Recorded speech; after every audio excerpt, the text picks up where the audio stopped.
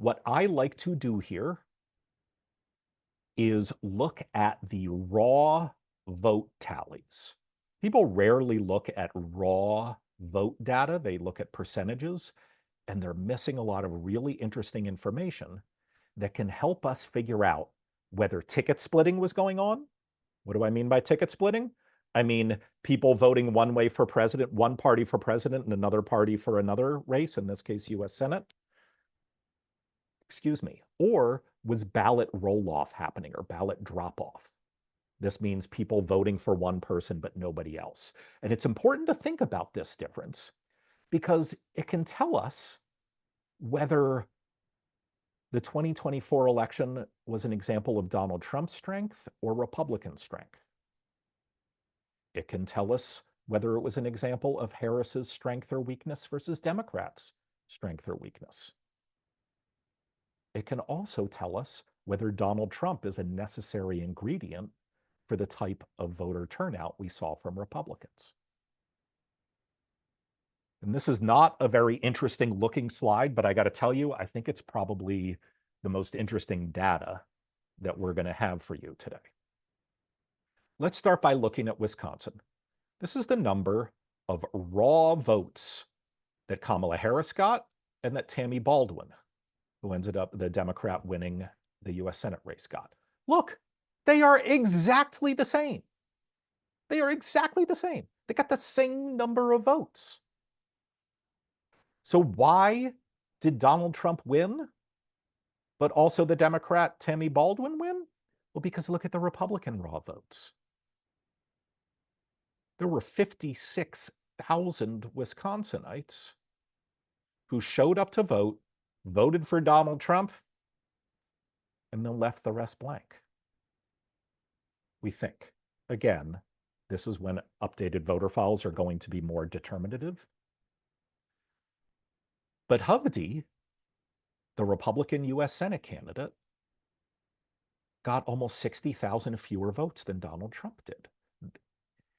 It is pretty clear here that there were a whole bunch of voters in Wisconsin who showed up, voted for Donald Trump, and then left without voting for other Republicans. It is very hard to look at this data and say that there was ticket splitting going on, that there were people voting for Donald Trump and voting for Tammy Baldwin. Could some of it have happened? Yes, and we'll know more when voter files are updated. But this looks a lot more like ballot drop-off or ballot roll-off to me. Nevada, same story. Jackie Rosen and Kamala Harris got pretty much the same number of votes, but holy moly, there was a 75,000 vote drop-off between Trump and Sam Brown, the Republican US Senate candidate. Again, likely ballot roll-off here, not ticket splitting. Same thing in Michigan. Kamala Harris got almost, 25,000 more votes than Alyssa Slotkin did. So why did Kamala Harris lose and Alyssa Slotkin win? Well, because there were 120,000 Michiganders who voted for Donald Trump but didn't vote for Rogers. Pennsylvania, again, doesn't look like ticket splitting here. It looks like huge, huge drop-off among Republican voters. But Arizona is different. Arizona is the one state out of these five where I think you can make a compelling argument that there was serious ticket splitting going on. Because look, Ruben Gallego got 90,000 more votes than Kamala Harris did. Yes, there was still a whole lot of drop-off from Donald Trump to Kari Lake. A whole lot of drop-off. But there was almost certainly some ticket splitting going on here as well.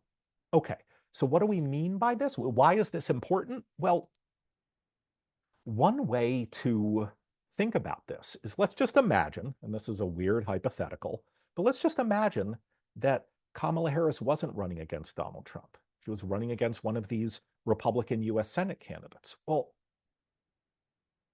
she would have won 4 out of these 5 battleground states. Would have won the election.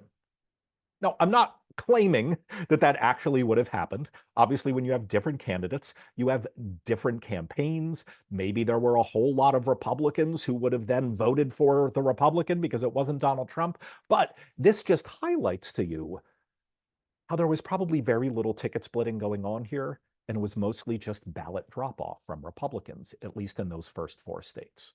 Okay, so what should we take away from something like this? Well, first of all, what's the Trump factor here? Does a MAGA majority only exist when Donald Trump is on the ballot?